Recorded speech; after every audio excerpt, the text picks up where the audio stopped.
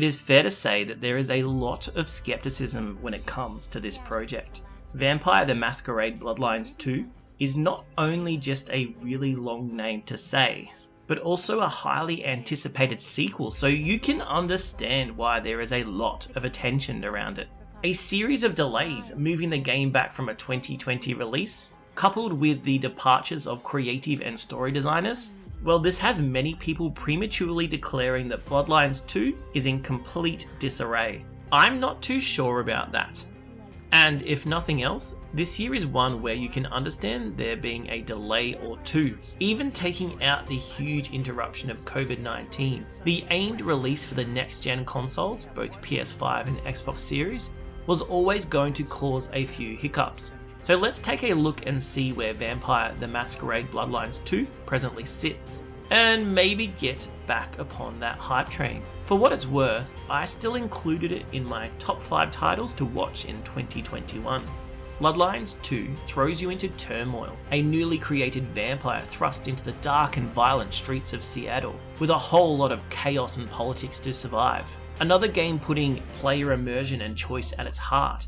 The decisions you make will lead you along different paths, and with clans and factions to navigate your way through, you know there's going to be a lot of replayability. You start out your journey in Bloodlines 2 as a thin blood, basically a pretty average and unimpressive vampire.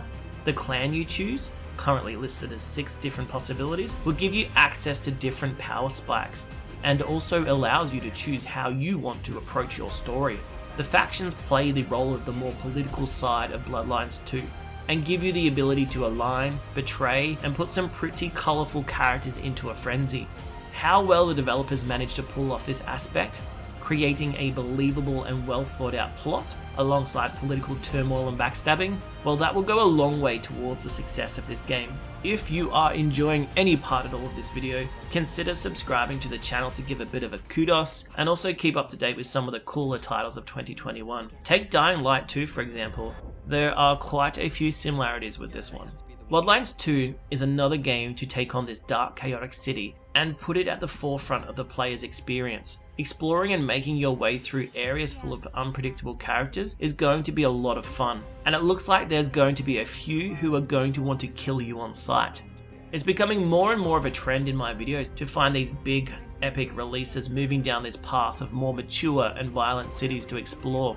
Cyberpunk, Dying Light 2, and now Bloodlines 2 all look to target an audience with immersive and violent action, and becoming unafraid to get very mature ratings for their games. Let's face it, we know that youngsters will just get their parents to buy it for them anyway. Really looking forward to finding out more details about the city, and getting a feel for how much freedom we get to explore and impact each location. Of course there is going to be some action elements to this game. I mean, you are a vampire, and they are generally pretty good at killing other people. First person action looks pretty standard here, and once again I'm expecting some parkour style mechanics to make your way around and chase down the bad guys. We've seen weapons, we've seen exploding bodies, and we know there is going to be a fair bit of biting too. And at the end of the day, you have to try and be somewhat discreet, because we know you're not allowed to spoil that masquerade. One does wonder if the people of Seattle are starting to get a little bit suspicious about all those dead bodies lying around. From what I've seen, the fighting and action in Bloodlines 2 is going to be pretty fun, although I'm not sure if it's going to be the highlight of the game.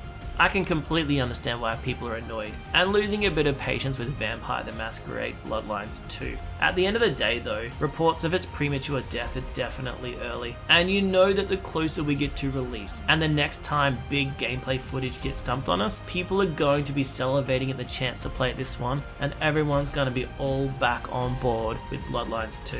Let me know where you're at with this project in the comments below, and keep an eye out for some news in early 2021.